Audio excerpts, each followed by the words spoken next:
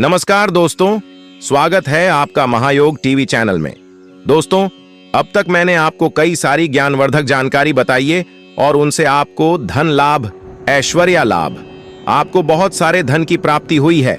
मैंने जो उपाय बताए हैं, प्रत्येक उपाय से आपको धन की प्राप्ति हुई है। बल्कि आप लोग ही मुझे कमेंट करके बताते हैं कि हमें इस उपाय से यह प्राप्त हुआ है। दोस्तों, मैं वशीकरण के उपाय बताता हूं, मैं धार्मिक उपाय बताता हूं। दोस्तों, मैं अभी तक कई सारे उपाय आपको बताए हैं। तो दोस्तों, आज मैं बताने वाला हूं आपको मॉर्निंग अमावस्या के एक ऐसा उपाय। दोस्तों, इस उपाय को जरूर कर लेना, क्योंकि अगर मान के चलिए यह उपाय आप होनी आवश्यक अमावस्या के दिन कर लेते हैं, तो दोस्तों आपकी जिंदगी से शनि की साढ़े साथी तो जीवन भर में कभी नहीं आएगी। दोस्तों, यह उपाय एक प्रमाणित उपाय है, क्योंकि यह उपाय हम तो बात ही रहे हैं, बल्कि हमारी जो गुरुदेव हैं, बहन बह भी इस उपाय को बता रहे हैं। इसलिए आपसे कहना चाहूंगा दोस्तों, इस महायोग टीवी चैनल के माध्यम से आपको एक बात और बता दें कि आप अपनी राशि को कमेंट बॉक्स में जरूर डाल दें, क्योंकि हम राशि से जुड़े अनुसार आपकी भाग्य में कुछ चली आ रही परेशानियों को दूर करने के लिए भी विशेष रूप से उपाय ही बताते हैं, जिससे आपको लाभ की प्राप्ति होगी। इसलिए आप अपनी राशि को हमारे कमेंट बॉक्स में पहले ही डाल दीजिए, क्योंकि वीडियो में आगे चलकर आपको ध्यान भूल सकते हैं। और दोस्तों, आपसे एक अनुरोध और करना चाहूंगा कि इस वीडियो को भी लाइक कर दें। चलिए जान लेते हैं मौनी अमावस्या कब है और उससे जुड़ी संपूर्ण जानकारी। दोस्तों, पंचांग के अनुसार माघ मास के कृष्ण पक्ष की आखिरी तिथि मांगी या मौनी अमावस्या होती है। मौनी अमावस्या पर आशी मनु का जन्म हुआ था। मनु शब्द से ही मानी की उत्पत्ति हुई। के दिन मौन रहकर स्नान, दान, पूजा पाठ, मंत्र जाप करने का विशेष महत्व है। दोस्तों, अमावस्या पर पितरों की आत्मा शांति तर्पण, भगवान विष्णु व पीपल वृक्ष की पूजा करना शुभ होता है। मानता है कि अगर इस दिन दान से पहले 1.25 घंटे तक मौन रख लिया जाए तो दान का फल 16 गुना अधिक बढ़ जाता है। तो आइए जानते हैं 2024 में माघ मौनी अमावस्या कब है, पूजा का शुभ मुहूर्त, विधि और इस दिन किए जाने वाले कुछ विशेष कार्यों के बारे में लिए सबसे पहले जान लेते हैं स्नान दान क्या, शुभ मुहूर्त क्या रहेगा। दोस्तों, मौर्य अमावस्या तिथि होगी 9 फरवरी, दिन शुक्रवार को नागमणि अमावस्या प्रारंभ होगी 9 फरवरी की सुबह 8-10 फरवरी की सुबह 4:28 पर। दोस्तों, स्नान दान मुहूर्त होगा सुबह 5:30 से सुबह 6:18 तक। अब जान लेते मौनी अमावस्या विधि के बारे में। दोस्तों, माघ महीने में पवित्र नदियों में स्नान करना बहुत शुभ माना जाता है। इसलिए इस माह की मौनी अमावस्या पर पवित्र नदियों में किए गए स्नान का पुण्य कई गुना बढ़ जाता है। शास्त्रों में कहा गया है कि होठों से ईश्वर का जाप करने से जितना पुण्य प्राप्त होता है, उससे कहीं अधिक पुण्य मौन रहकर जप करने से मिलता है। दोस्तों, अमावस्या के दिन सुबह स्नान कर मौन व्रत का संकल्प लें। जल में काले तिल डालकर सूर्य देव को आज दिन स्नान की बात किसी जरूरतमंद व्यक्ति को दिल के लड्डू, दिल का तेल, वस्त्र वाला आदि चीजों का दान करें। मौनी अमावस्या पर की जाने वाली खास उपाय के बारे में दोस्तों, मानता है कि माननीय अमावस्या के दिन पीपल के वृक्ष की पूजा से सौभाग्य में वृद्धि होती है।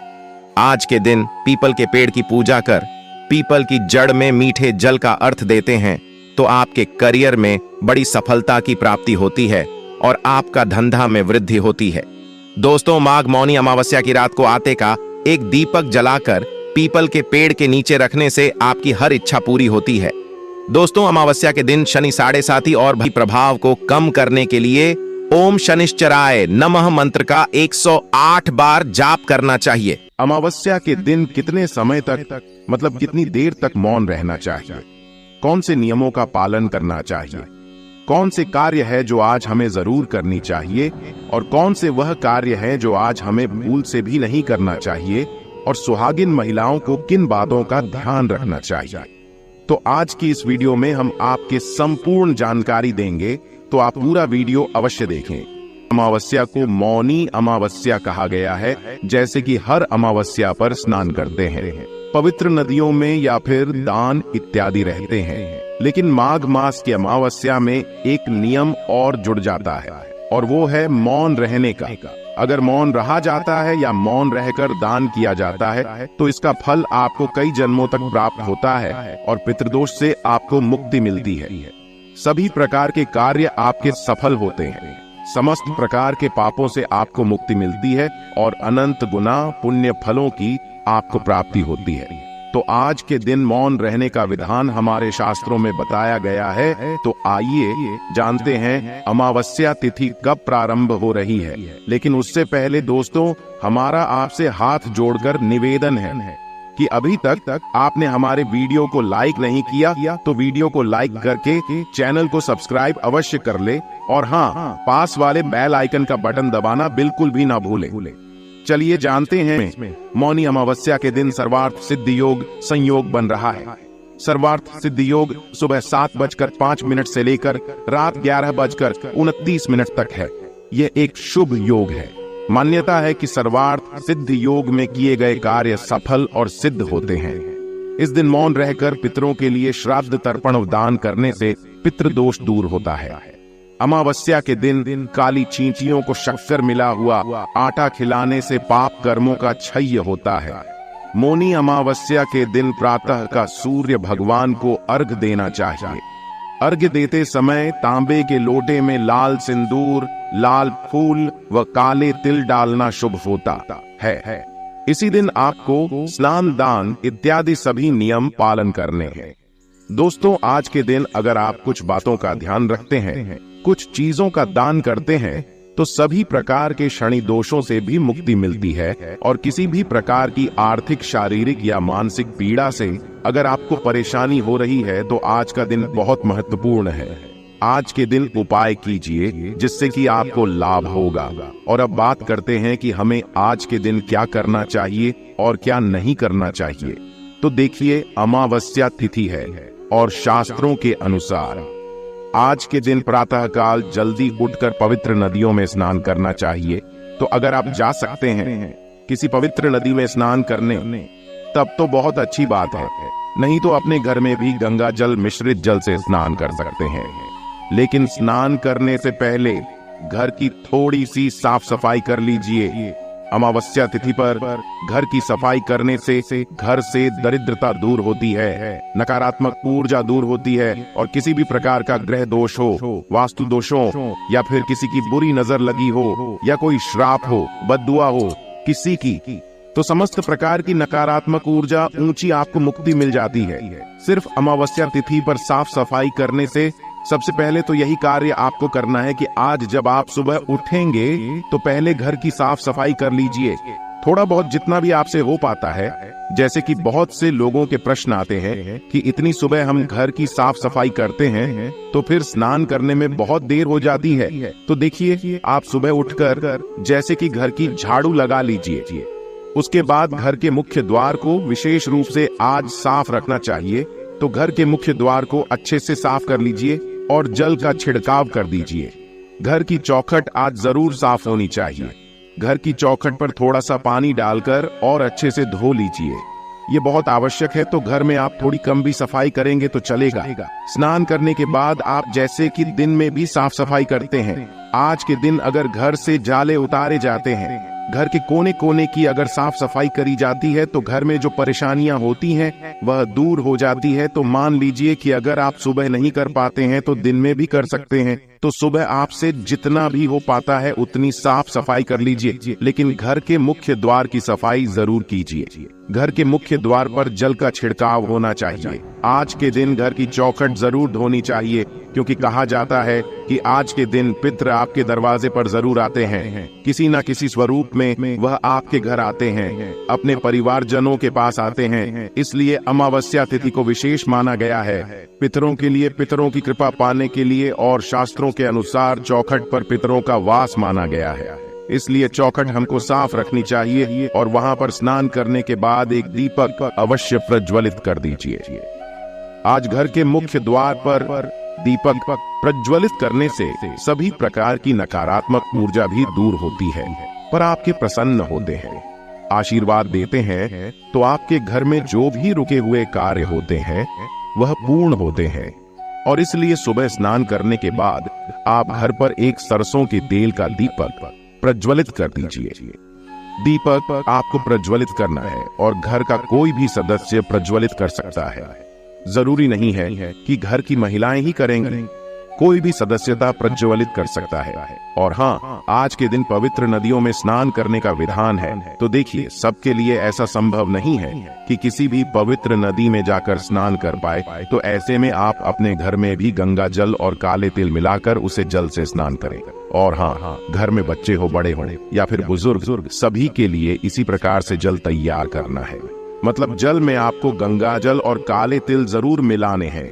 अगर इस प्रकार के स्नान करते हैं, ऐसे पुण्य अतिथियों व परिवार के दुर्भाग्य दूर होता है। सभी परिवार के सदस्यों के ऊपर किसी भी प्रकार का ग्रह दोष हो तो वह दूर हो जाता है। तो साल की बड़ी अमावस्या है। इस नियम का पालन प्रत्येक व्यक्ति को जरूर करना चाहिए और स्नान करने के बाद भगवान सूर्य देव को जल अर्पित करें। आप जल में अगर थोड़े से काले तिल मिलाकर जल अर्पित करते हैं तो यह बहुत ही अच्छा होगा।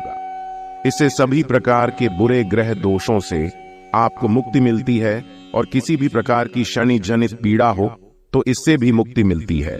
और भगवान सूर्य देव को जल अर्पित करने के बाद आप तुलसी में थोड़ा सा कच्चा दूध अवश्य अर्पित कीजिए। इसके बाद आप अपने घर के मंदिर में जो भी नित्य की पूजा है वह कर लें। और हाँ, आज पीपल की पूजा का विशेष महत्व होता है।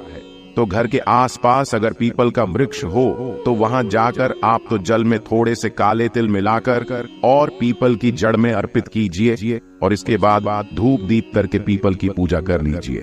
और हाँ, आज संध्या काल में पीपल के पास दीप दान अवश्य करना चाहिए। तो एक मिट्टी का दीपक या फिर आप चाहे तो आटे का दीपक बना सकते हैं। उसमें सरसों का तेल डाल दीजिए और एक लंबी बाती डालकर और अपने पितरों का मन में ध्यान करते हुए दीप प्रज्वलित कीजिए।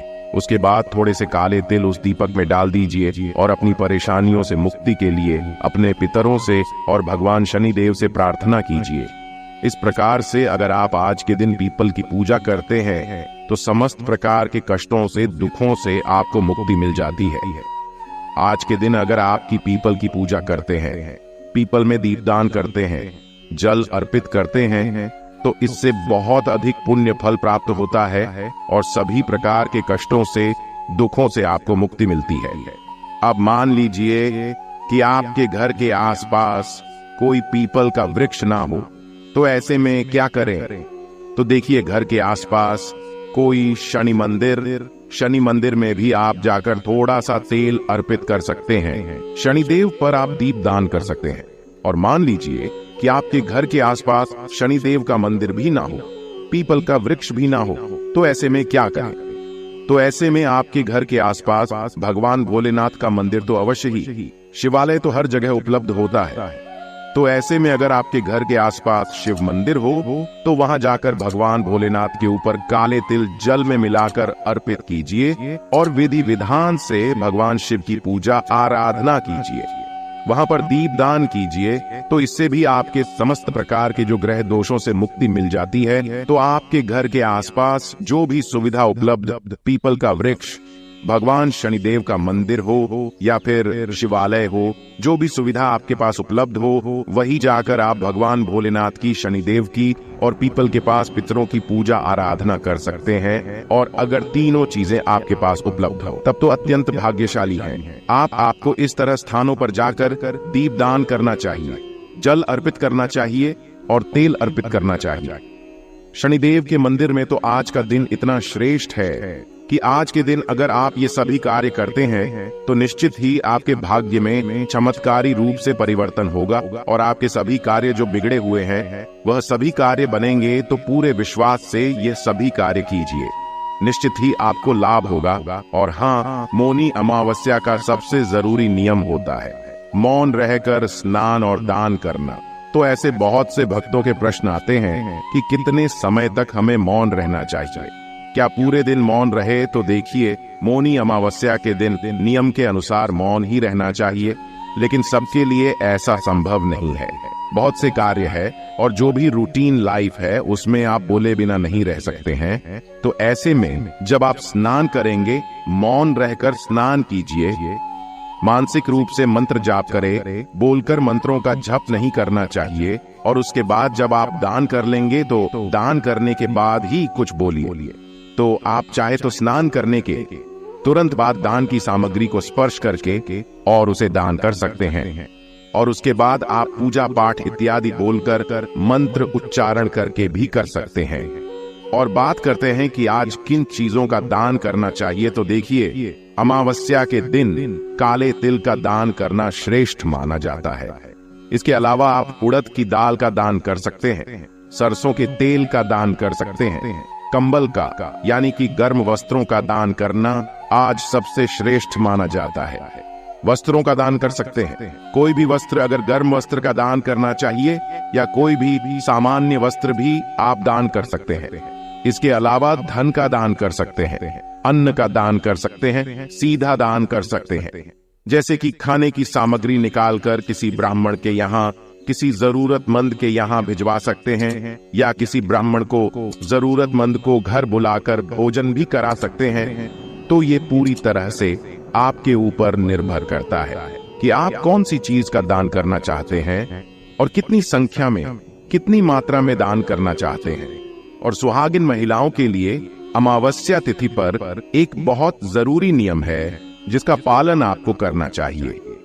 अमावस्या तिथि, पूर्णिमा तिथि, यह दो ऐसी तिथियां हैं जिस दिन भूल से भी सुहागिन महिलाओं को बाल नहीं धोना चाहिए, क्योंकि धार्मिक मान्यताओं के अनुसार सुहागिन महिलाएं अगर अमावस्या तिथि पर बाल धोती है या पूर्णिमा तिथि पर बाल धोती होती है तो इससे पति कष्टों में घिरे रहते हैं, पति की उम्र घटती है और दुर्भाग्य का सामना आपको करना पड़ता है।